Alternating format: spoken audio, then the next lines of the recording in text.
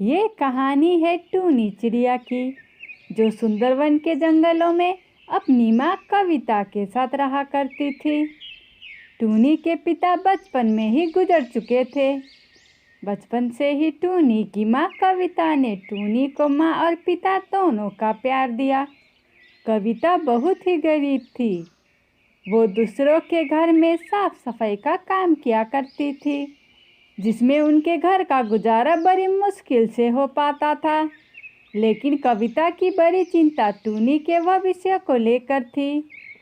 उम्र के साथ कविता कमज़ोर और बीमार रहने लगी, इसलिए वो परेशान रहती थी कि अगर उसे कुछ हो जाए तो टूनी अकेले किसके सहारे रहेगी।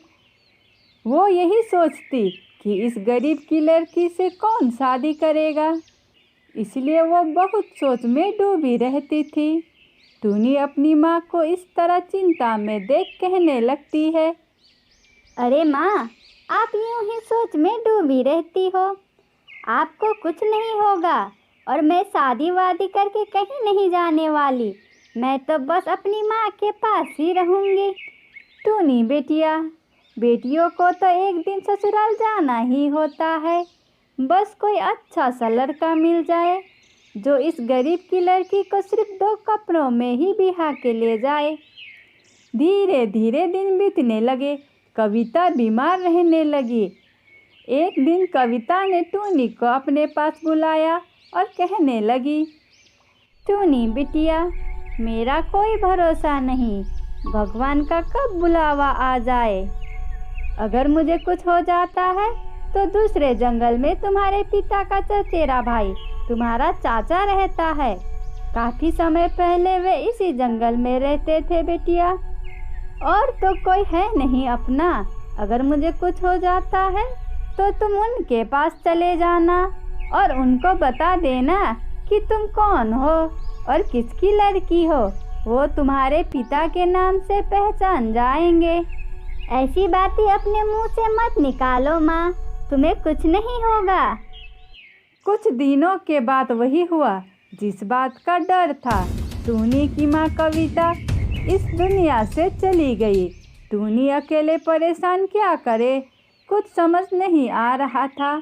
उसे अपनी माँ कविता की कही आखिरी बात याद आई कि दूसरे जंगल में उनके पिता के चचेरे भाई रहते हैं। टूनी बहुत मजबूर थी। आखिर में टूनी ने दूसरे जंगल अपने चाचा के घर जाने का फैसला किया।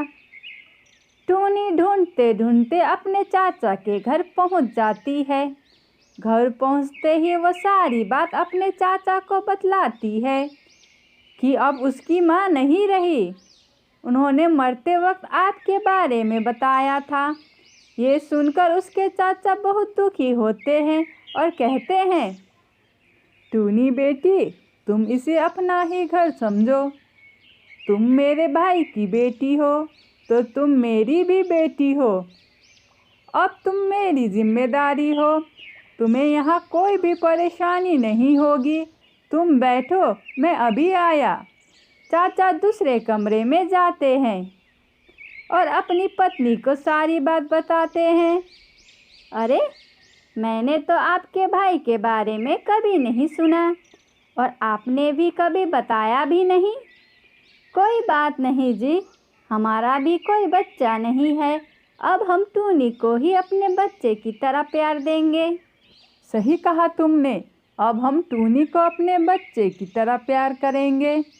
टूनी अपने चाचा चाची के साथ वहाँ रहने लगती है। एक दिन चाची का भाई वहाँ आता है और टूनी को देखता है और कुछ सोचने लगता है कि तभी उसकी चाची भी वहाँ आ जाती है। चाची का भाई अपने दीदी से पूछता है, अरे दीदी, ये लड़की कौन है? आपसे पहले तो इसे कभी नहीं देखा। ये टूनी बिटिया है। गांव में तुम्हारे जीजा जी के भाई रहते थे, उन्हीं की बेटी है। टूनी का अब हमारे सिवा कोई नहीं है। अब ये हमारे साथ ही रहेगी। दीदी, अगर तुम बुरा ना मानो तो मैं एक बात कहूँ। मेरे पहचान में एक लड़का है, बहुत अच्छा है, अच्छे नौकरी वाला है। वो अपनी शादी के लिए लड़की ढूंढ रहा है। अगर आप कहो तो मैं उनसे बात करूं। बेटी की भी शादी की उम्र हो आई है। हाँ हाँ, क्यों नहीं। अगर लड़का अच्छा है तो तुम कल ही मिलवाने के लिए लड़के को ले आओ।